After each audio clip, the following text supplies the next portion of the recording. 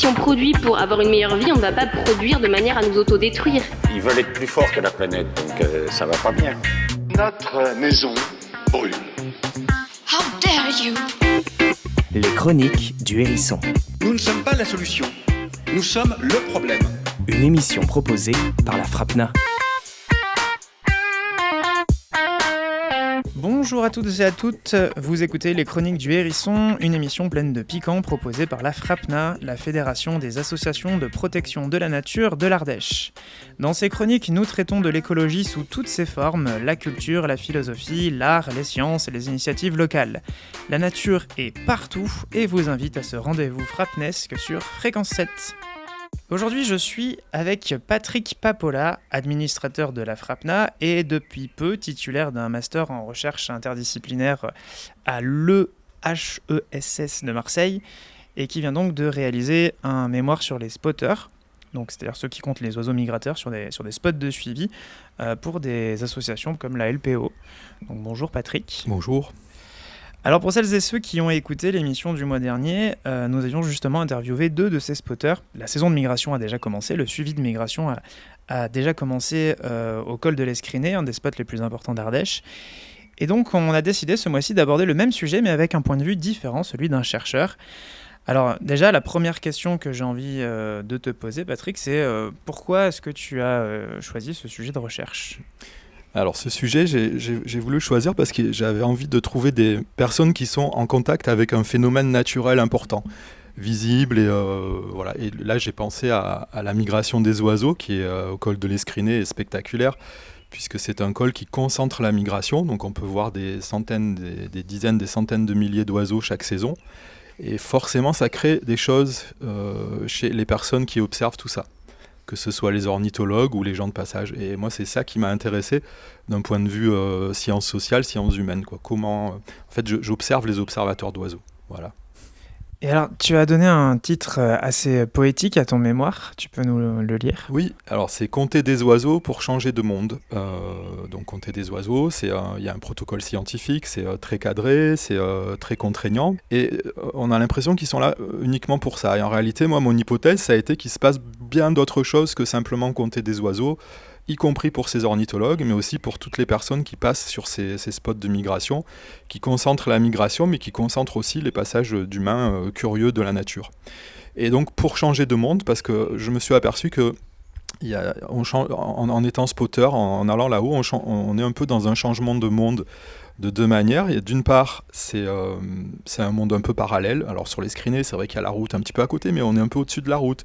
On est en surplomb, on voit le monde d'un peu plus haut. Donc on est un peu coupé de la vie habituelle. Et puis il y a aussi le côté communauté, c'est-à-dire qu'on retrouve des amis, il y a les spotters, il y a des scientifiques, enfin voilà, il y a tout un tas de personnes différentes qui se retrouvent là-haut sur des temps différents par rapport à la vie de tous les jours. Donc ça, c'est le premier changement de monde qu'on peut voir sur un spot.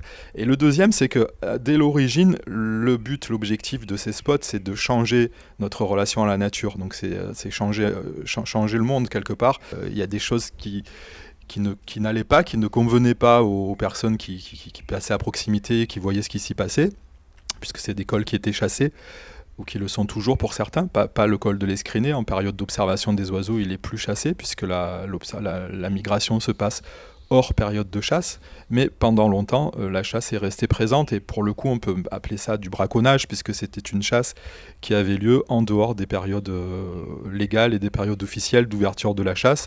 Et même s'il y avait des dérogations préfectorales, ces dérogations, elles ont été attaquées régulièrement par les associations de protection de la nature pour protéger les effectifs d'oiseaux en reproduction. Et la plupart du temps, les associations ont gagné contre les arrêtés préfectoraux. Donc on peut dire que c'était une chasse illégale qui était pratiquée sur ce col de l'Escriné. Mais ce n'est plus le cas et la situation s'est bien améliorée depuis. La cohabitation se passe plutôt bien entre ornithologues et chasseurs aujourd'hui. Alors, à propos de cette chasse, justement, tu as fait tes recherches sur le col de l'Escriné en Ardèche, mais aussi sur plusieurs autres cols du Pays Basque qui sont aussi chassés, qui le sont toujours d'ailleurs. Et tu commences ton mémoire par le témoignage d'un enfant de 10 ans en 1960 à l'Escriné, qui est justement particulièrement choqué par la scène de chasse aux pigeons à laquelle il assiste. Je te laisse nous lire ce témoignage peut-être, et en parler après. Si tu veux. Donc c'est André qui a 10 ans, c'est en 1960 sur le col de l'Escriné. Donc cet enfant-là, son père l'avait confié à un ami qui l'a emmené sur une partie de chasse là-haut. Et il dit donc « Je me suis retrouvé avec des taches de sang sur moi, un vrai massacre. Au sol, c'était recouvert de débris de pigeons. Du mitraillage pur et simple, c'était horrible. J'en ai fait des cauchemars pendant pas mal de nuits. J'ai dit à mon père que je ne voulais plus jamais voir ça. » Voilà, donc ça exprime bien un peu la révulsion qu'il avait pour pas mal de personnes au contact de cette chasse qui consiste à tirer dès que les vols de pigeons arrivent, quoi, hein. C'est-à-dire que il faut bien comprendre que ces oiseaux viennent de loin, ils sont sur une migration qui est fatigante, épuisante, il y a beaucoup de mortalité naturelle tout au fil de la migration. Et là, il y a des humains qui, l'accueil qu'ils leur réservent, c'est de tirer dans le tas, et puis voilà. Sans oublier qu'il y avait aussi de nombreux tirs sur des espèces protégées, pas uniquement des espèces chassables, notamment des espèces en danger. Voilà, c'est ce qui existe toujours d'ailleurs sur les cols basques. Il y a toujours ce problème-là de chasse qui ne concerne pas que les pigeons qui sont une espèce chassable, quoi. Donc voilà, cette relation à la nature, c'est ça. C'est quand je dis changer de monde, c'était immédiatement ce genre de choses qu'il était question de modifier, quoi, d'avoir un rapport à la nature qui soit plus apaisé que ce tir tout azimut, quoi. Donc se servir des spots de migration, des cols en fait de migration, les cols qui sont empruntés par les oiseaux, non plus pour les chasser, mais pour les observer, éventuellement les prendre en photo et les compter pour avoir des données scientifiques. Oui. Et si on va encore plus loin, parce que je suis remonté moi à la genèse vraiment d'où vient cette habitude de compter les oiseaux, de faire de la science sur les spots de migration. Au départ, c'était ni ornithologique ni de la science. C'était aussi pour protéger les oiseaux, mais c'était parce que cette chasse-là, qui est le tir au vol, c'est pas du tout une chasse traditionnelle. C'est une chasse qui est née dans les années 50, à peu près la Deuxième Guerre mondiale. Et les écologistes, les premiers scientifiques à l'époque, dans les années 70, se sont révoltés contre cet aménagement de la montagne qui était financé par le tir au vol, parce que ce tir au vol attirait la bourgeoisie bordelaise en particulier. On était dans le sud-ouest, Pays basque, qui venait passer des vacances et qui lâchait beaucoup d'argent dans cette activité-là. Et si on épluche les comptes, je l'ai fait là, des communes à l'époque, on s'aperçoit qu'à plus de 50%, c'est l'argent de la chasse qui finançait l'aménagement de la montagne, et un aménagement qui n'était pas du tout écologique, c'est-à-dire des pistes un peu partout, une exploitation de la forêt très intensive, c'est relié aux pistes d'ailleurs, l'exploitation de la forêt. Donc au départ, j'ai interviewé l'un des spotters, un des ornithologues qui était à l'origine de tout ça, Michel Terrasse. Il dit très clairement qu'au départ, le but, c'était pas du tout la science, quoi. C'était pas du tout d'observer les oiseaux, c'était de reprendre le territoire aux chasseurs et d'éviter que cet argent serve à aménager la montagne. Et donc ça s'incarne, cette volonté, par une réappropriation du territoire notamment, c'est ça ? Oui, complètement. Il y a une réappropriation du territoire, c'est-à-dire ça pourrait presque faire penser à des zones à défendre, à des ZAD actuelles, c'est-à-dire on va sur le territoire menacé, et par notre présence, on s'oppose à ce qui se passe parce que ce qui se passe ne nous convient pas. Et là, on est complètement, si on analyse ça du point de vue historique, on est complètement dans la montée de l'écologisme dans les années 70, avec des scientifiques à la base qui sont initiateurs de tout ça. Ça a été ce qu'on a appelé le tournant environnemental des années 70, c'est-à-dire la remise en question du pacte industriel. Il y avait le sentiment que les pouvoirs publics n'avaient pas la capacité de prendre en charge la question écologique, et que donc il fallait des militants, des personnes sur le terrain qui devaient s'en charger elles-mêmes, des habitants, la population. Donc c'est tout ce côté militant des années 68, avec la temporalité des années 68, beaucoup de conflictualité sociale, une effervescence culturelle, des affrontements politiques importants. Et puis cette notion de crise écologique, avec l'idée de relier le local au planétaire, c'est-à-dire l'idée que quand on défend localement le passage des oiseaux, on défend quelque chose qui concerne l'ensemble de la planète, et voir l'ensemble et l'avenir de l'humanité. Et le col de l'Escriné, ça me permet de parler un petit peu de l'une de ses particularités. Les ornithologues nous parlent d'un label Escriné, parce qu'on a la chance que ce col soit très très étroit, et par rapport à d'autres cols de migration, on peut voir les oiseaux de très près quand les conditions météo sont bonnes, notamment quand il y a du vent du nord. Et ça nous permet d'ouvrir sur une autre dimension du spot, qui est la dimension formatrice, la formation. des ornithologues, mais aussi du public, dans la perspective changer de monde. C'est aussi sensibiliser le public en le mettant en contact avec un spectacle naturel qui peut émerveiller et qu'on peut observer de près, qui peut former, qui peut permettre de connaître davantage les oiseaux. Donc voilà, cette dimension formatrice, elle est très présente sur tous les spots. Mais sur les screenés, on a en plus des conditions d'observation qui sont vraiment très très bonnes, qui sont vraiment exceptionnelles, quoi. Alors, je voudrais juste revenir un petit peu sur le lien entre science et militantisme. D'ailleurs, tu as employé le mot écologisme en faisant bien la différence avec l'écologie. Et juste pour celles et ceux qui nous écoutent et qui ne saisiraient pas forcément bien la différence, l'écologie, c'est une science, c'est la science qui étudie l'environnement, pour le faire court. Et l'écologisme, par contre, c'est la volonté de changer les choses. C'est ce qu'on appellerait parfois, pas toujours avec bienveillance d'ailleurs, de l'écologie politique. C'est-à-dire on veut changer les choses pour avoir un environnement en meilleure santé. Donc il y a une légère... c'est pas tout à fait la même chose.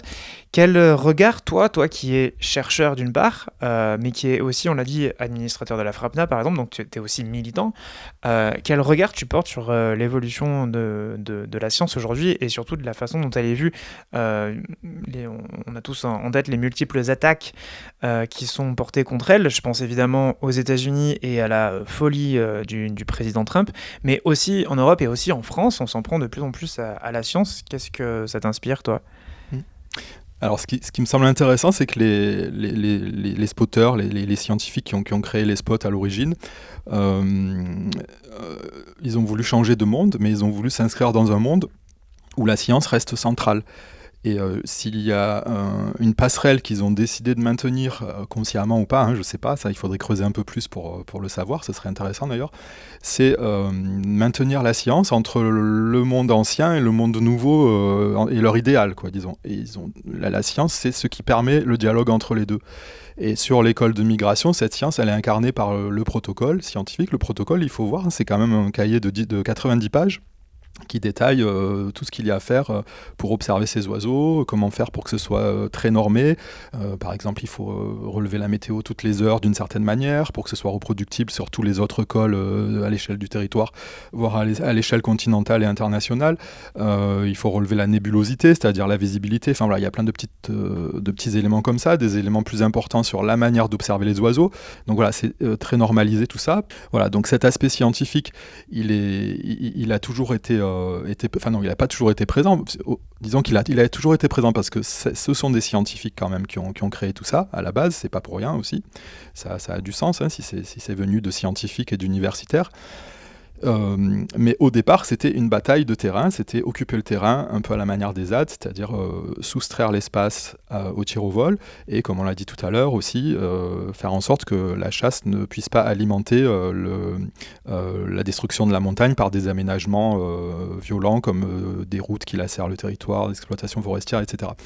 Mais cette science, ça a toujours été une manière de continuer à dialoguer avec le reste de la société, c'est-à-dire on veut montrer qu'il existe autre chose, mais en même temps on parle la même langue que le reste de la société, et c'est aussi ce qui permet de légitimer ce combat, quoi. C'est-à-dire qu'on n'est pas juste là pour faire du bruit, pour être au combat, mais aussi pour apporter de la connaissance. Et si on creuse un peu, on verra qu'à chaque fois, les écologistes, les différents combats écologistes, ils sont très ancrés dans cette dimension scientifique. L'écologie, c'est une science au départ, c'est une science de la complexité, c'est aussi une science qui apporte une autre vision du monde, un autre rapport au monde.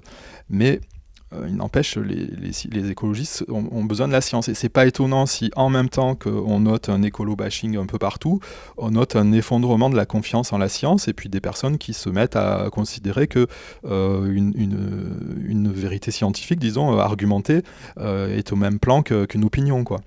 Et tu n'es pas le premier et probablement pas le dernier à passer par ce micro, à nous alerter, alerter les auditeurs et les auditrices sur ce manque de confiance croissant qu'on a envers la science.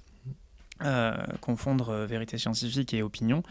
Mais du coup, est-ce que, à ton avis, la science doit plus se politiser, se militantiser, ou justement elle doit s'éviter ça ?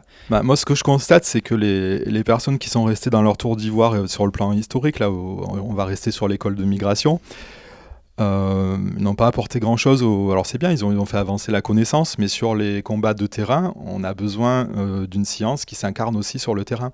Et on le voit avec notamment les scientifiques du GIEC pour parler du climat, comme Valérie Masson-Delmotte. Voilà, par exemple, ont tendance à aller de plus en plus sur le terrain politique parce que quand on a des destructions d'écosystèmes aussi importantes qu'actuellement, on est forcément face à des prises de position politiques dans le sens noble du terme, c'est-à-dire comment on agit maintenant, qu'est-ce qu'on fait, quoi.